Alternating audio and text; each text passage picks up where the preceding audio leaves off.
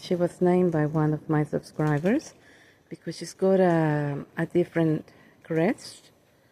It looks like a three-prong. I'll show it to you. Queenie! Queen! Queenie! Queenie! Have a look. And that's how her crest is. That's how God made her. It looks like a three-prong. Like Triton. Maybe I call her Queen and I call her Happy Triton.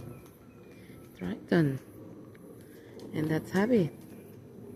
And they're part of Petunia'S flock, guys. So when you see Queen, not every cockatoo has this crest. So you'll be able to pick the flock. You'll be able to identify Petunia'S flock by this girlie here. When you see her,